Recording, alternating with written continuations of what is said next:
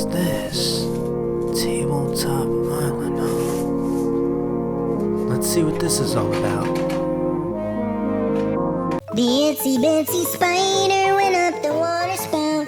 Down came the rain and washed the spider out. Out came the sun and dried up all the rain. Now the Incy Wincy Spider went up the spout again.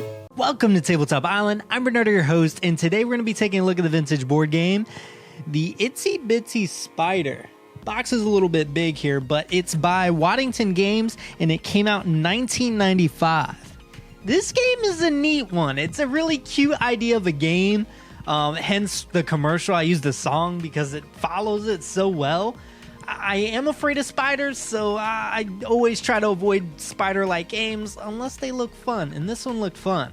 But we're getting ahead of ourselves. Let's first take a look at the components. So first, taking a look at just the board itself, the design is really well done. It has, much like, again, almost all of Waddington's games I've seen thus far, have that painted look to it. It's just really, so much detail was put into how the design was going to be laid out and how the color choices were to have everything pop out. Super well done here. It has different sections here, which you can kind of get a gist of what it would look like, but the game's actually a 3D board. Much like Ghost Castle, it has these walls that protrude from each corner here, separating it into 4 separate quadrants and 4 separate rooms in terms of the game itself. You have this really nice kind of faucet down the center. Now, what ends up happening with the faucet itself, which as you turn it, it has these water droplets that come out, which are represented by marbles. And it has this cool funnel system to where it rotates them up and out through the bottom. And then once it falls down to the bottom and activates a trap, which we'll get there, I'm getting ahead of myself, it flows back into the bottom of the faucet itself and kind of feeds itself back up like a continuous loop. That is awesome. There are 3D components such as a bathtub.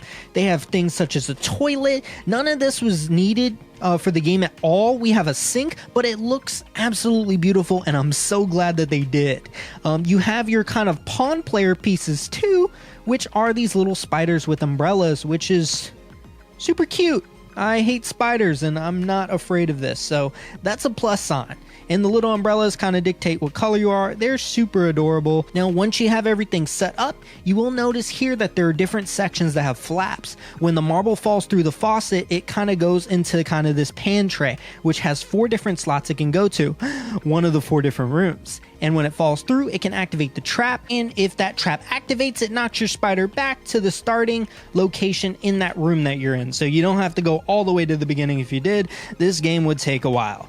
But unlike a lot of the other games that utilize traps, it really sets you up to be able to utilize them more frequently than most. For example, whenever you were to pass a trap, you always have to stop on it. So if you end up going anywhere or hit a movement that takes you farther than that trap, then you always have to stop there, which gives people a chance to screw you over, which I very much enjoy, especially when you want to see the trap activate, which is the fun part of the game.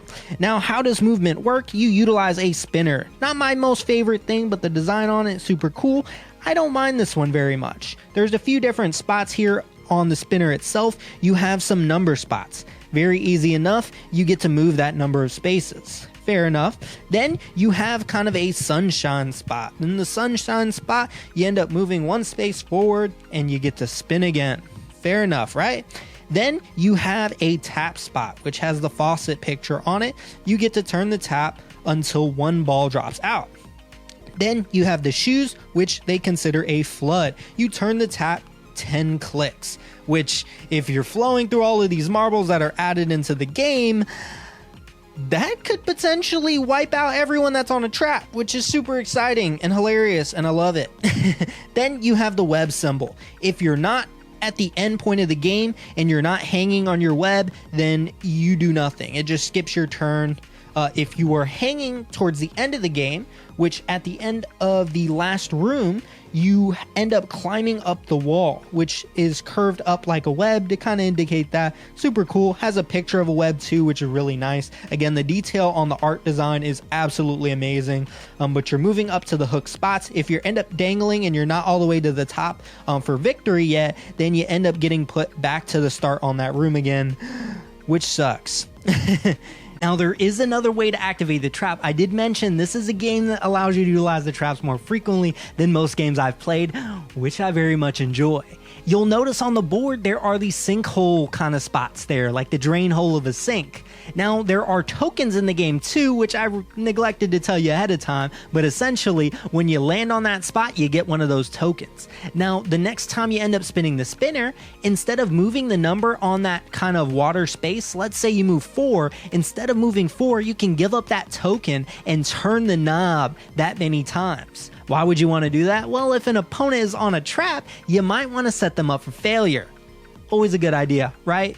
Now, there's still the possibility nothing comes out of it, and you can only have a maximum of 2 of those tokens at once, but at least it increases your opportunity to be able to set them up.